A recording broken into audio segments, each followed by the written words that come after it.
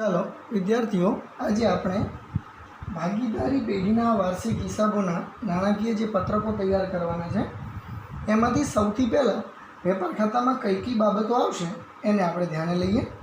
તો અહીંયા આગળ આપણે એક નમૂનાનું વેપાર ખાતું બનાવ્યું છે, જેમાં રકમ નહીં પણ માત્ર કઈ કઈ એન્ટ્રીઓ ક્યાં ક્યાં થશે એને જોઈએ. તો સૌથી પહેલાં શરૂનો સ્ટોક આપણને કાચા સરવૈયામાં આપ્યો હોય તો અહીંયા શરૂનો સ્ટોક એમ કરીને લખશું. કાચા સરવૈયામાં સ્ટોક કરી અને જો તારીખ આપી હોય વર્ષની શરૂઆતની તો અહીંયા લખાશે અને તે રકમ આપણે બહાર લખશું. ત્યારબાદ તેની નીચે ખરીદી અને ખરીદીમાં ખરીદ પરત આપેલું હોય કે અન્ય રીતે ગયેલ માલ આપેલો હોય તો એ આપણે બાદ કરવાનો થશે, એટલે કે એને ઇનર કોલમમાં લખવાનું થશે. તો એમાંથી બાદ કરશું, ખરીદ પરત બાદ કરશું. ત્યારબાદ અન્ય રીતે ગયેલ માલ હોય એ પણ બાદ થશે. માલની ખરીદીને લગતા ખર્ચા એ ઉમેરશું અને વત્તા કદાચ ન નોંધાયેલ ખરીદી હોય જે નોંધવાની બાકી છે એ આપણે ઉમેરવાની થશે. તો અહીંયા કરીએ ને એનું ટોટલ અહીંયા આપણે બહાર દર્શાવવાનું થશે. ત્યારબાદ મજૂરી આપણે ઉમેરશું અહીંયા આગળ. ત્યારબાદ આવક માલ ગાડા ભાડું આપણને આપે રેલવેનું. વેપાર ખાતાના બધા જ વિગતોને અહીંયા લખશું. ઓક્ટ્રોય અથવા તો જેનું બીજું નામ જકાત કરીને આપ્યું હોય તો આયાત જકાત, આ બધી વિગતોને નોંધશું. ત્યારબાદ લારી ભાડું એ આપણે દર્શાવશું. બોદી ચાર્જ, ડેમરેજ, વોરફેજ, ઉત્પાદનને લગતા ખર્ચા,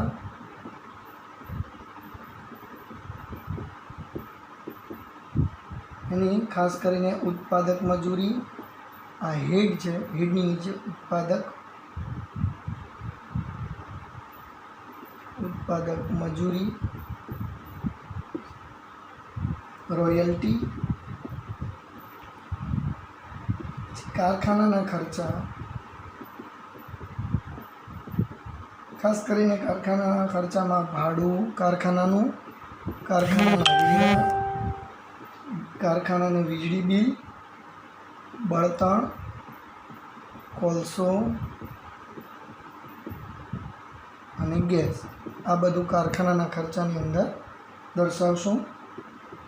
વપરાયેલ માલ સામગ્રી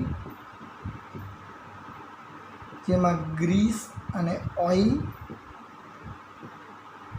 અને ત્યારબાદ કારખાનાના મકાનનો ઘસારો હોય અથવા કારખાનાના યંત્રનો ઘસારો હોય,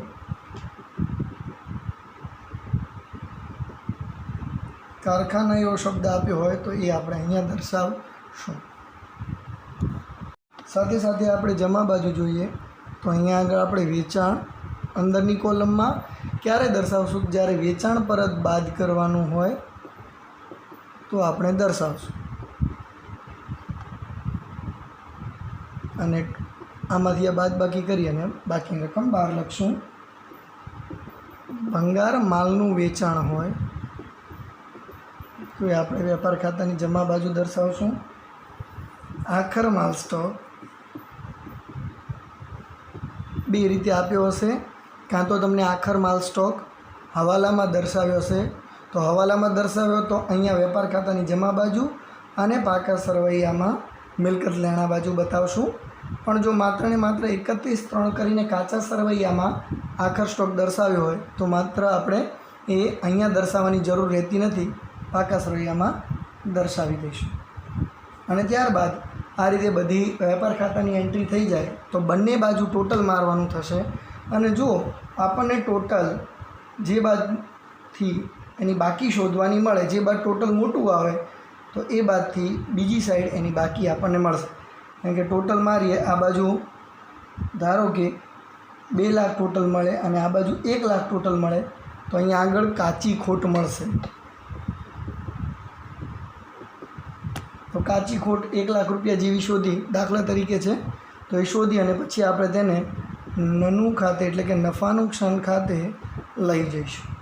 એવી જ રીતે જો આ બાજુનું ટોટલ ધારો કે 5 લાખ હોય અને આ બાજુનું ટોટલ 3 લાખ હોય, તો આ બાજુની રકમ ઓછી છે એટલે બંને બાજુ 5-5 લાખ દર્શાવી અને અહીંયા આગળ કાચો નફો આપણને ધારો કે 2 લાખ મળે તો કાચો નફો અહીંયા દર્શાવશું અને એ પણ નફા નુકસાન ખાતે લઈ જઈશું. આ રીતે આપણું વેપાર ખાતું બને. ચાલો વિદ્યાર્થી મિત્રો, હવે આપણે નફા નુકસાન ખાતાનો નમૂનો જોઈએ. તો અહીંયા આગળ નફા નુકસાન ખાતું આપણે ધોરણ 11ના વાર્ષિક હિસાબમાં ભણી ગયા એ જ રીતનું છે. તો અહીંયા આગળ જોઈએ, સૌથી પહેલાં જો કાચી ખોટ હોય તો કાચી ખોટને આપણે અહીંયા લાવશું આ રીતે, અને જો કાચો નફો વેપાર ખાતેથી હોય તો કાચો નફો વેપાર ખાતેથી આપણે જમા બાજુ લાવશું.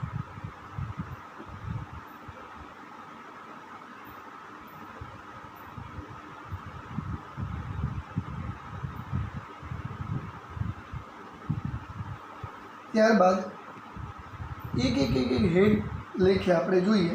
તો પહેલાં વહીવટી ખર્ચા જોઈએ.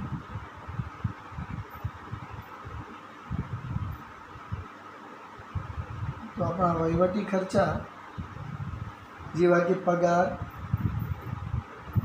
ભથ્થા અને બોનસ, આમાંથી કંઈ પણ હોય તો દર્શાવશું. ત્યારબાદ ભાડું, વીમા પ્રીમિયમ, કરવેરા, ટપાલ ખર્ચ, સ્ટેશનરી છપાવણી,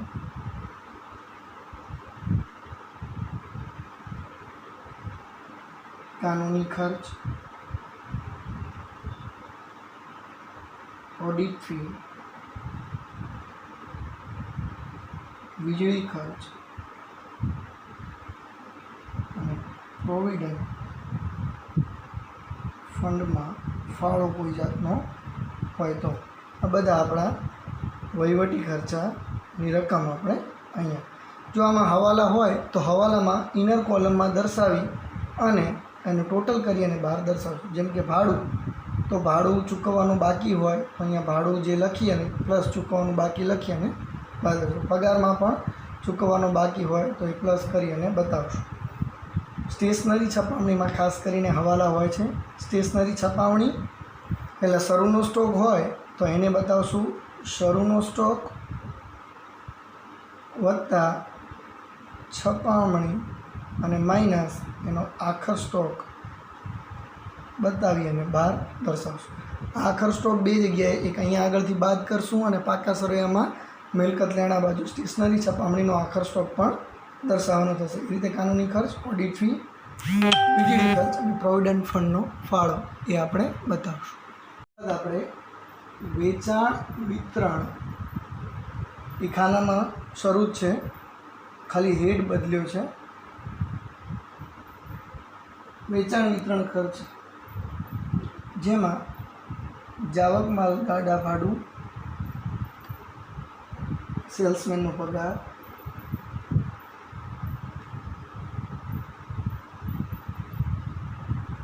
ત્યારબાદ જાહેરાત ખર્ચ, આપેલ વટાવ,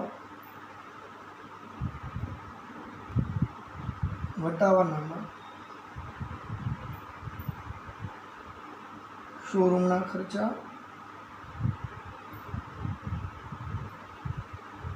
વખાર ખર્ચ, પેકિંગ ખર્ચ એ આપણા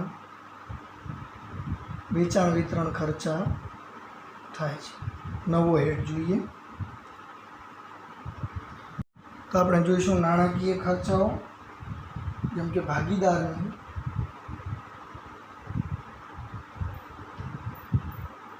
લોનનું વ્યાજ. અહીંયા આગળ ખાસ ભાગીદારની લોનનું વ્યાજ જે છે એ આપણને ગર્ભિત હવાલા તરીકે દર વખતે પૂછે છે.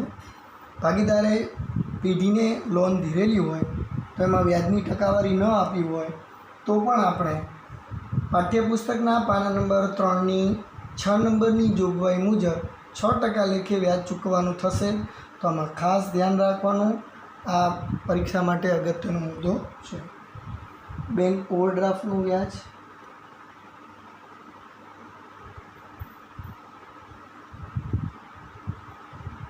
ત્યારબાદ છે લીધેલી લોનનું વ્યાજ. જે બેંક લોન આપી હોય ને ટકાવારી આપી હોય તે લીધેલી લોનનું વ્યાજ તરીકે ગણાશે. ત્યારબાદ બેંક ચાર્જીસ, બેંક કમિશન એ આપણે અહીંયા બતાવશું. મેનેજરનું કમિશન હોય તો એ અહીંયા દર્શાવશું. અહીંયા આગળ આપણે બધા નાણાકીય ખર્ચા. હવે નવો હેડ જોઈએ. આપણો નવો હેડ છે અન્ય ખર્ચા અને નુકસાન. અન્ય ખર્ચામાં જે આપણે ધર્માદા ખર્ચ, દાનમાં આપ્યો હોય કાંઈ પણ તો એ બતાવશું. મિલકતોનો ઘસારો, તો અહીંયા આગળ આપણી જે કાયમી મિલકતોના ઘસારા છે એ બધા જ અહીંયા આગળ બતાવશું.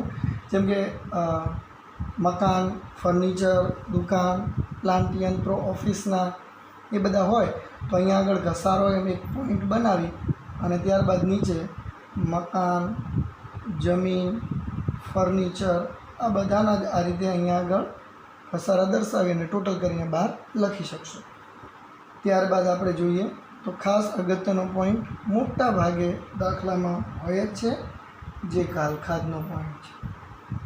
તો જુઓ, સૌથી પહેલાં ગાલખાદમાં કાચા સરવૈયાની જે તમારી ગાલખાદ આપી હોય, કાચા સરવૈયાની ગાલખાદ એ પહેલાં દર્શાવવાનું. ત્યારબાદ પ્લસ ગાલખાદનો હવાલો આપણને આપ્યો હોય હવાલાનો તો એ આપણે પ્લસ કરીને દર્શાવશું. ત્યારબાદ પ્લસ ગાલખાદ અનામત હવાલાની હોય એ અહીંયા પ્લસ કરીને દર્શાવશું. અને અહીંયા આગળ આ ત્રણનું ટોટલ કરી અને અહીંયા આગળ ટોટલ લખશું. ત્યારબાદ માઇનસ ગાલખાદ અનામત કાચા સરવૈયાની હોય તો એને આપણે અહીંયા આગળ આ જે ટોટલ મળ્યું એમાંથી બાદ કરી અને પછી અહીંયા આગળ બહાર એને દર્શાવશું. ખાસ આ ધ્યાન રાખશું, અહીંયા આગળ ગાલખાદ એમ કરીને પોઈન્ટ હોય તો મોટા ભાગે આપણે 1, 2, 3, 4 અને 5 લીટી આ રીતે છોડી અને મોટા ભાગે આ લખી નાખશું રકમ. પછી જ્યારે હવાલો આવે એ પ્રમાણે લખવાનું રાખશું, જેથી કરીને ચોપડામાં ઘણી બધી ચેકચાક ન થાય. ત્યારબાદ નુકસાન થયું હોય તો એ આગથી થયેલ નુકસાન હોય, ચોરીથી થયેલ નુકસાન હોય, એ બધા જ નુકસાન આપણે અહીંયા આગળ દર્શાવશું. ત્યારબાદ મિલકત વેચાણથી થયેલ નુકસાન હોય તો એને આપણે અહીંયા દર્શાવશું. ખર્ચ અને નુકસાન માટેની કોઈ જોગવાઈ કરવાની હોય તો એ જોગવાઈ અહીંયા બતાવશું, જેમ કે ઘસારા ફંડ કે. અને ત્યારબાદ આવકો આપણે બધી જોઈ લઈએ. તો આપણી પાસે આવકોમાં છે એ જમા બાજુ બધું બતાવશું.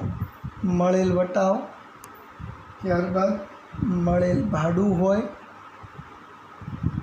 જમા બાજુ બધું લખતા રહીશું. હવાલો હોય તો ઇનર કોલમમાં લખશું. મળેલ કમિશન, ત્યારબાદ છે મળેલ દલાલી હોય. મળેલ શબ્દ લાગશે તો એમ સમજી શકાય કે તે આપણી આવક હશે. મળેલ આડત હોય એ આપણે દર્શાવશું. રોકાણોનું વ્યાજ હંમેશા મળેલ જ હોય. આમાં ઘણીવાર હવાલો છૂપો મોટા ભાગે જોવા મળતો હોય છે. તો રોકાણોનું વ્યાજ આપણને જે આપ્યું હોય એમાં જોવાનું અને રોકાણો ઉપર ટકાવારી આપી હશે તો આ બંનેમાં તફાવત હોય તો સમજી શકાય કે રોકાણોનું વ્યાજ મળવાનું કંઈક બાકી છે અથવા અગાઉથી મળી ચૂક્યું હોય કદાચ, તો એ આપણે ધ્યાને લઈશું. ધીરેલી લોન પર વ્યાજ, આપણે ધારો કે કોઈને લોન આપી હોય ને એની પર વ્યાજ મળ્યું હોય તો એ અહીંયા બતાવશું. ગાલખાદ પરત આવી હોય એ પણ આપણી આવક થઈ તો અહીંયા બતાવશું. મિલકત વેચાણનો નફો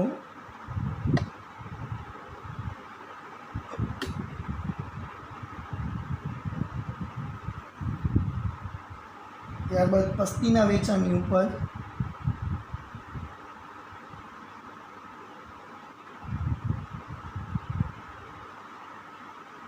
ભંગારની ઉપજ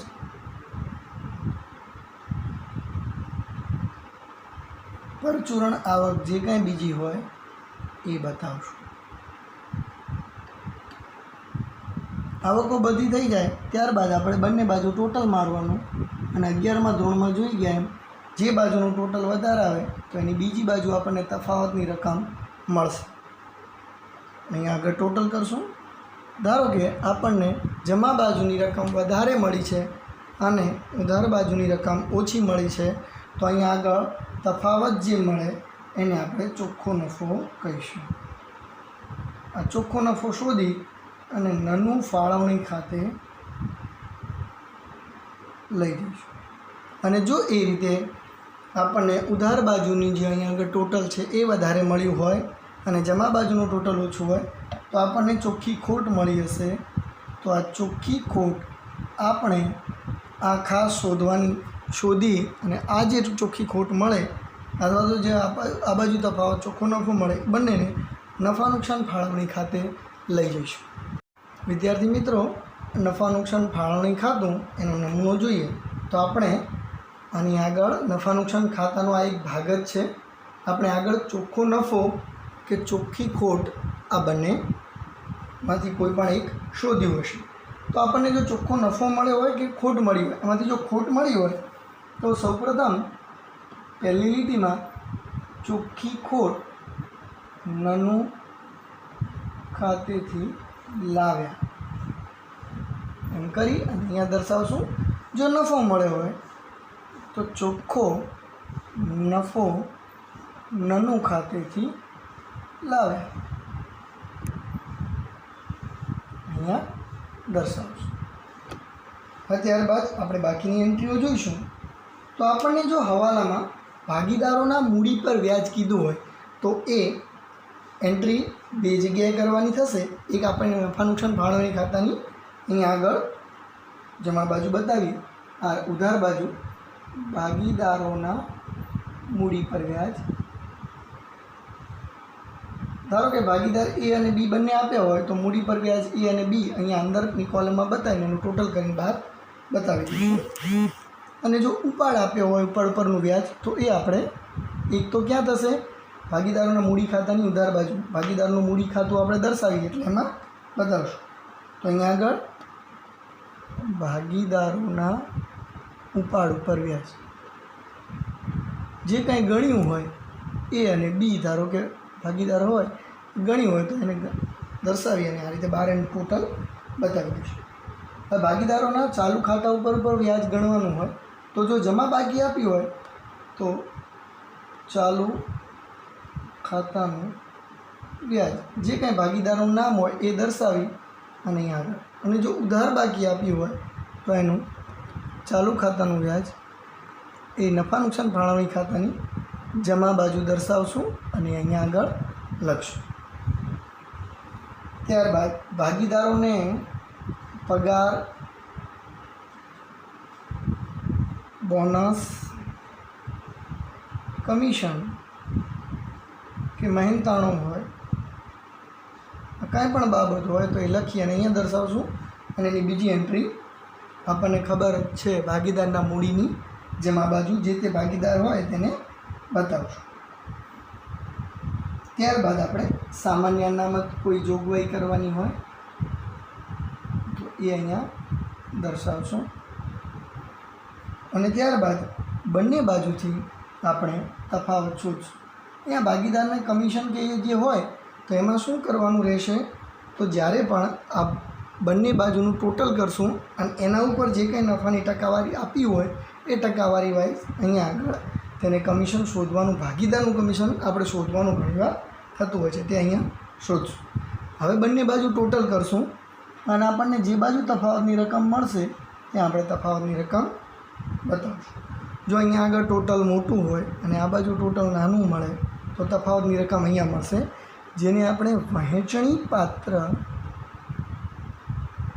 ખોટ કરીને રકમ જે શોધશું એ અહીં લખશું, અને જે કાંઈ ભાગીદાર હોય એ બી એમના નફા નુકસાનના પ્રમાણમાં અથવા જે પ્રમાણે પોતાનું નફા નુકસાન વહેંચતા હોય એમાં આપણને શોધવાનું આપે તો એ શોધીને અહીંયા આગળ બતાવશું.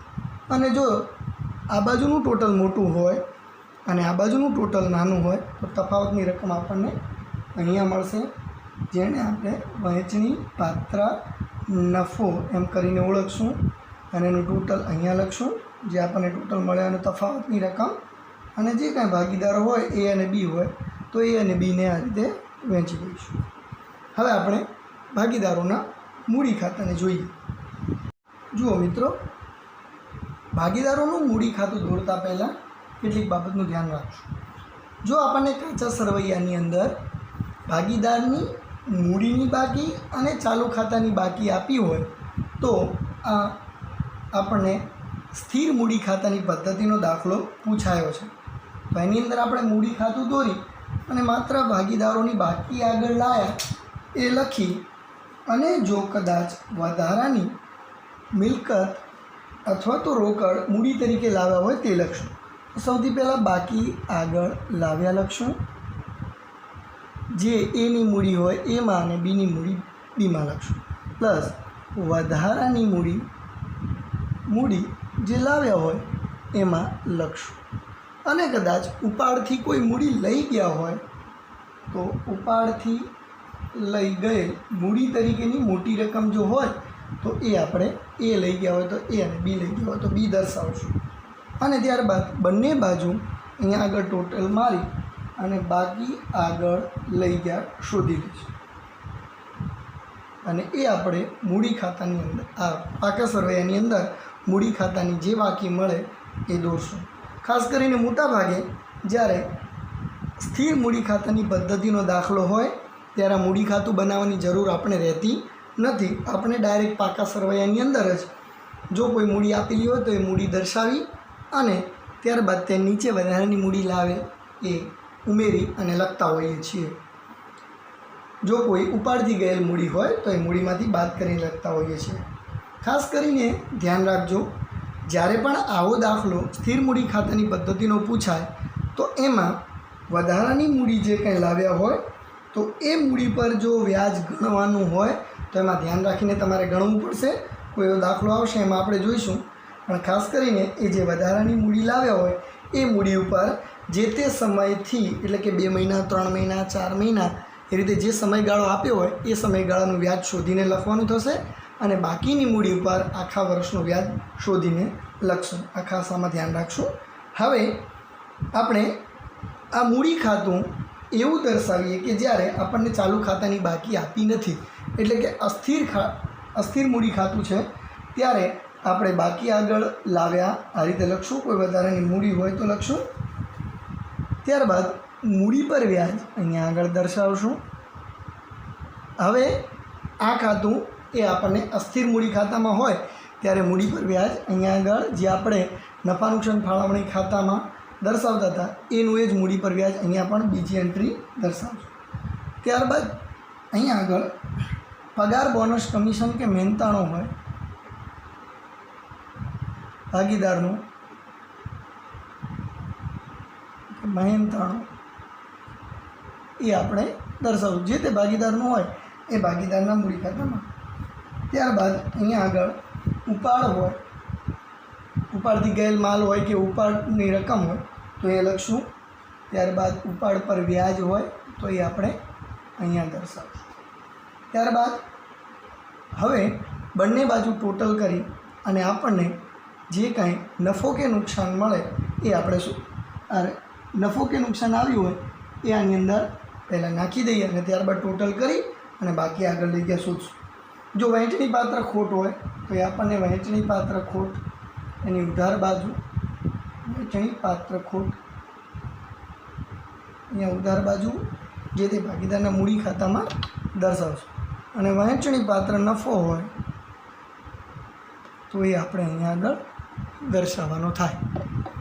ત્યારબાદ બંને બાજુનું ટોટલ કરવાનું અને ખાસ કરીને મૂડી ખાતું હોય તેમાં આપણને બાકી આગળ લઈ ગયા મળે એ શોધી અહીંયાથી તફાવતની રકમ એ હવે આપણે તફાવતની રકમ શોધતા આવડી ગઈ હશે મિત્રો. તો આ બાકી આગળ લઈ ગયા જે તફાવતની રકમ મળે તેને આપણે પાકા સરવૈયામાં મૂડી તરીકે મૂડી દેવા બાજુ દર્શાવી દઈશું. હવે જો ચાલુ ખાતું દર્શાવવાનું થાય તો આપણે ચાલુ ખાતાની બાકીઓ જોઈ લઈએ. ચાલો મિત્રો, હવે આપણે ચાલુ ખાતાનો નમૂનો જોઈએ. તો ચાલુ ખાતામાં આપણને ભાગીદારની કઈ જમા અને ઉધાર બંને જાતની બાકીઓ આપી હોય તો એને બાકી આગળ લાવ્યા.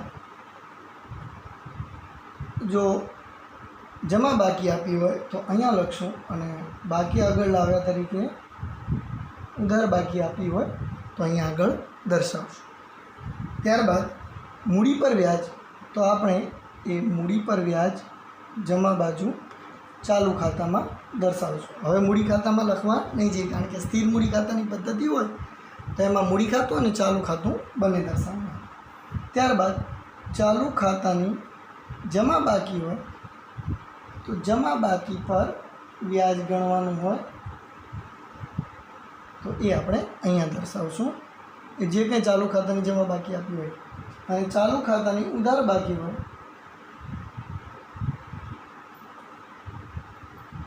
ઉધાર બાકી પર વ્યાજ તો એ આપણે અહીંયા દર્શાવશું.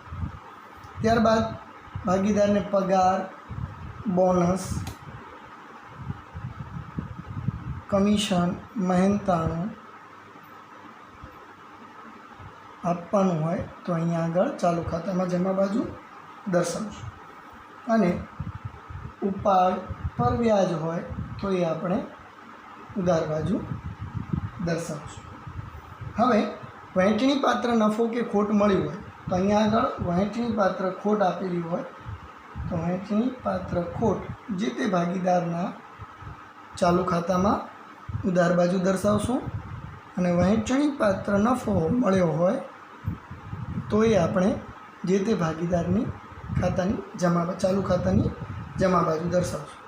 ત્યારબાદ આપણે બાકી આગળ લઈ ગયા શોધશું. તો બંને બાજુ ટોટલ કરશું અને આપણને જે બાજુ મળે એ બાજુ શોધશું. ચાલુ ખાતાની ઉધાર અને જમા બાકી બંનેમાંથી ગમે તે મળી શકે.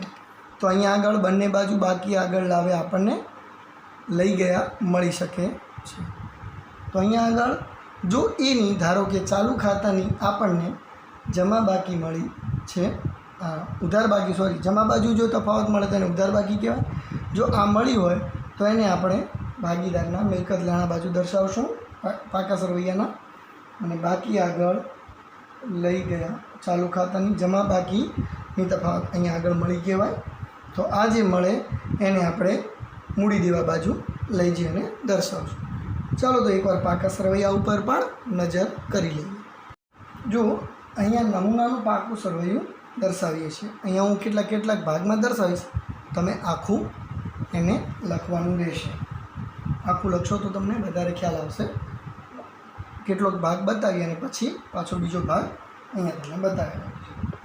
ચલો સૌથી પહેલાં આપણને કાયમી મૂડી જે કંઈ ભાગીદારો એ અને બી હોય તો એની અહીંયા ઇનર કોલમમાં દર્શાવી અને બહાર આઉટર કોલમમાં બતાવશું. જો ચાલુ ખાતા આપ્યા હોય અને એની ચાલુ ખાતાની જમા બાકી હોય જે ભાગીદારોની, ધારો કે એ અને બીની જમા બાકી હોય તો એ આપણે અહીંયા દર્શાવી અને ટોટલ કરી અને બહાર દર્શાવશું. ત્યારબાદ અનામતો ખાસ, તો આપણને કઈ કઈ અનામતો આપી હશે તો સામાન્ય અનામત આપી હોય એ બતાવશું. મૂડી અનામત અને અન્ય બીજી કોઈ અનામત આપી હોય તો એ અન્ય અનામત દર્શાવશું. ત્યારબાદ બિનચાલુ જવાબદારીઓને જોઈએ. તો બિનચાલુ જવાબદારીઓ આપણે બેંક પાસેથી કોઈ લોન લીધી હોય તો બેંક પાસેથી લીધેલ લોન આપણું હેડિંગ રહેશે એ દર્શાવશું. ત્યારબાદ અન્ય નાણાકીય સંસ્થા પાસેથી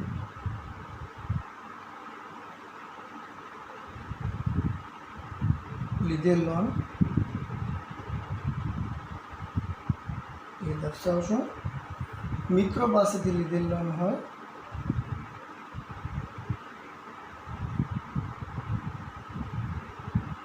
દર્શાવશું અને ભાગીદાર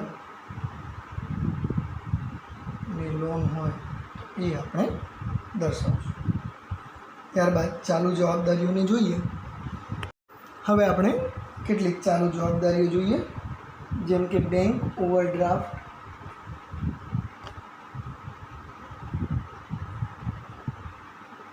જેને આપણે બીઓડી તરીકે પણ શોર્ટમાં ઘણીવાર લખીએ છીએ.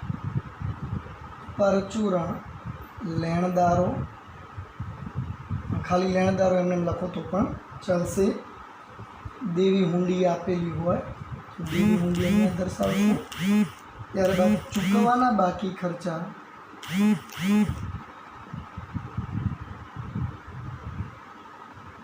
આમાં તમારે ખાસ ચૂકવવાનું બાકી ભાડું, ચૂકવવાનો બાકી પગાર, એ જે કાંઈ હોય ચૂકવવાનો બાકી ખર્ચા તરીકે, ચૂકવવાનું બાકી લાઇટ બિલ હોય, વીજળી ખર્ચ, ચૂકવવાનો બાકી સ્ટેશનરી છપામણી ખર્ચ, એ બધા લખશું. પછી અગાઉથી મળેલ આવક,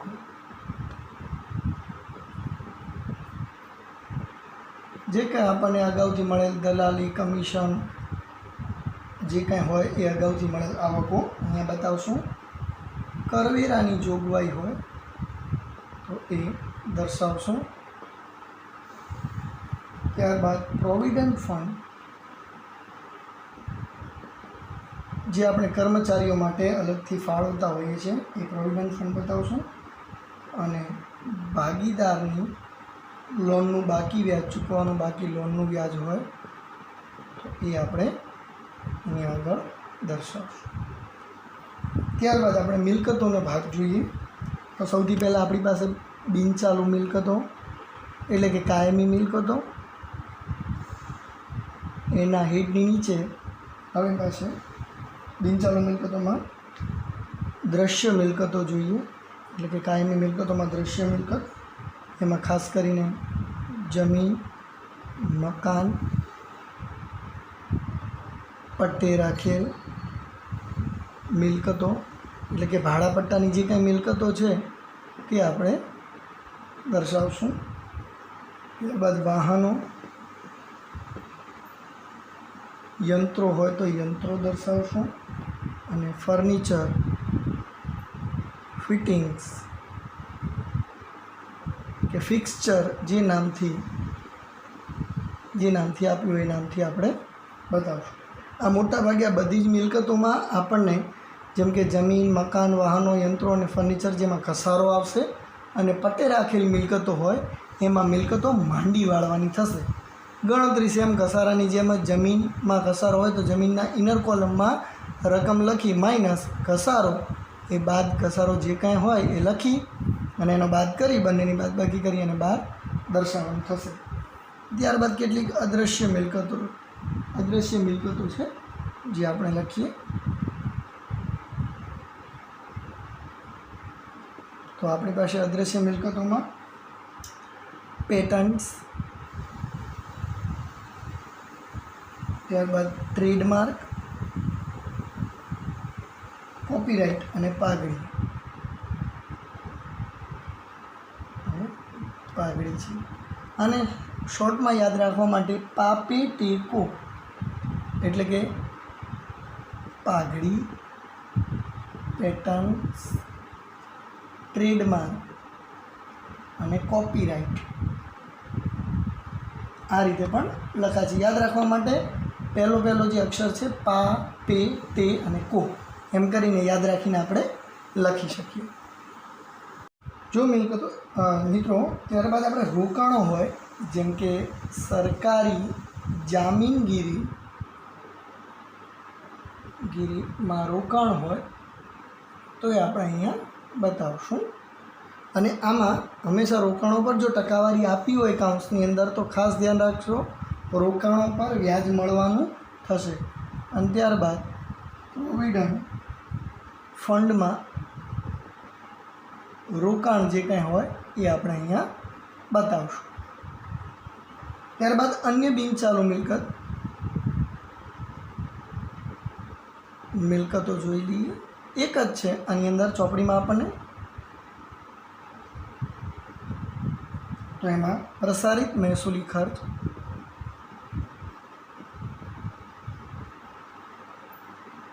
અને પ્રસારિત જાહેરાત ખર્ચ હોય એ પણ દર્શાવી શકીએ અહીંયા આગળ. આ પ્રસારિત જાહેરાત ખર્ચ હોય એમાં એ આપણને હવાલો એ રીતનો આપ્યો હોય કે આવતા વર્ષ માટે જાહેરાત ખર્ચનો 50% હિસ્સો અથવા તો 5મો ભાગ લઈ જવાનો છે. તો એ જાહેરાત ખર્ચમાંથી બાદ કરી અને આપણે અહીંયા આગળ દર્શાવશું. હવે આપણે કેટલીક ચાલુ મિલકતોને જોઈએ. તો કેટલીક ચાલુ મિલકતો આપણી પાસે કઈ કઈ છે? તો સૌથી પહેલાં આખર સ્ટોક, ખાસ કરીને હવાલો મોટા ભાગે પરીક્ષામાં પૂછાતો હોય છે. ત્યારબાદ પરચુરણ દેવાદારો, અને આ પરચુરણ દેવાદારોમાં ખાસ કરીને હવાલો હોય છે તો તમે અહીં આગળ પરચુરણ દેવાદારોની રકમ જે લખો, પ્લસ જો હવાલો હોય તો ન નોંધાયેલ વેચાણવાળો ખાસ હશે તો એ આપણે બતાવશું. અને ત્યારબાદ એ બંને રકમનું ટોટલ કરી અને એમાંથી આપણે માઇનસ ગાલખાદ બતાવવાની થશે જે હવાલાની હોય તે. હવે આ બંનેની બાદબાકી કરીને આપણને જે મળે એની ઉપર ગાલખાદ અનામત એ પણ હવાલાની જે કંઈ હોય તે દર્શાવવાની થશે. આ બંનેને બાદ કરી અને પછી જે રકમ મળે એની ઉપર તમે દેવાદાર વટાવ અનામતની જોગવાઈ કરવાની થાય. દેવાદાર વટાવ અનામત એની જોગવાઈ કરી અને બાદબાકી કરીને પછી જે રકમ આવે એને આપણે પરચુરણ દેવાદારોની રકમ બહાર લખશું. દેવાદારોનું બીજું નામ વેપારીઓ પણ ગ્રાહકો હશે, અને એવી જ રીતે લેણદારો જે હોય એનું બીજું નામ વેપારી તરીકે પણ આપેલું છે. પરચુરણ દેવું અને લેણું, તો આ આપણું પરચુરણ લેણું થશે, આ આપણું દેવું થશે. તો ખાસ કરીને આ બધા શબ્દો આપણને મૂકી અને થોડાક દાખલાને અઘરો બનાવવાની કોશિશ કરતા હોય છે, પણ જો ધ્યાને હોય તો આપણા માટે દાખલો અઘરો બનતો નથી. આ પોઈન્ટને ફરીથી રિપીટ કરી લઈએ. પરચુરણ દેવાદારો આપણે લખ્યા બાદ જો ન નોંધાયેલ વેચાણ આપણને હવાલામાં આપ્યું હોય તો એ પરચુરણ દેવાદારોમાં પ્લસ કરવાનું થશે. પછી જે રકમ મળે એમાંથી ગાલખાદ હવાલાની જે કાંઈ હોય એ જ બાદ કરશું. એની પછીની જે રકમ મળે એટલે કે બાદ કર્યા પછીની જે રકમ મળે એની ઉપર ગાલખાદ અનામત 5%, 10%, 7% આપણને જે કીધું હોય એ પ્રમાણે એ ટકાવારી શોધી અને અહીંયા આગળ બતાવશું ગાલખાદ અનામત. અને ત્યારબાદ દેવાદાર વટાવ અનામત, જે ગાલખાદ અનામત બાદ કર્યા પછીની જે રકમ મળશે એની પર આપણે દેવાદાર વટાવ અનામતની જોગવાઈ કરશું. આ ગાલખાદ અનામતની જોગવાઈ માટે માત્ર એક જ જગ્યાએ એવો હવાલો છે કે રિસીવરે નક્કી કર્યા હોય કોઈ દેવાદાર નાદાર જાહેર થયા બાદ, તો એ રિસીવરે જેટલા પૈસા નક્કી કર્યા હોય કે આટલા ચૂકવશે જ, તો એ આપણે અહીંયા આગળ દેવાદારોની આ જે રકમ હોય એમાંથી એ રકમ બાદ કર્યા પછીની જે રકમ મળે એની ટકાવારી શોધવાની થશે. દાખલામાં આવશે એટલે એ વખતે આપણે ખાસ જોશું અને આ પોઈન્ટને ધ્યાને રાખશું. ત્યારબાદ આપણી પાસે રોકડ સિલક જે કાંઈ હોય એ, બેંક સિલક હોય તો એ બેંક સિલક બતાવશું. આપણી બધી ચાલુ મળવાની બાકી આવકો, પછી ધીરેલી લોન હોય, આપણે કોઈને લોન આપી હોય તો એ. ત્યારબાદ લેણી હુંડી અહીંયા દર્શાવશું.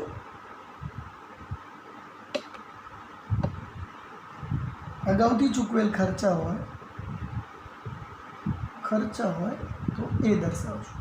અને ત્યારબાદ જો ચાલુ ખાતાની ઉધાર બાકી હોય એ અને બીના, તો એ આપણે અહીંયા દર્શાવશું. અને ત્યારબાદ આટલું બંને બાજુનું જવાબદારી અને આ બાજુ મિલકતો બધું જ મૂડી અને બધું દર્શાવી ગયા પછી આપણે ટોટલ કરશું. તો હંમેશા એ ધ્યાન રાખશું કે પાકા સરવૈયાનું બંને બાજુનું ટોટલ સમાન આવવું જોઈએ. આશા રાખું છું કે મિત્રો આપણને આ એક વિડીયો અને આની પહેલાંનો મારો વિડીયો હવાલાની આમ નોંધ, આ બંને વિડીયો એકવાર તમે જોઈ લેશો તો મોટા ભાગે તમને ધોરણ 12નું ચેપ્ટર નંબર 2 વાર્ષિક હિસાબ એ જે છે એ સોલ્વ કરવું તમારા માટે સરળ થઈ પડશે. આભાર.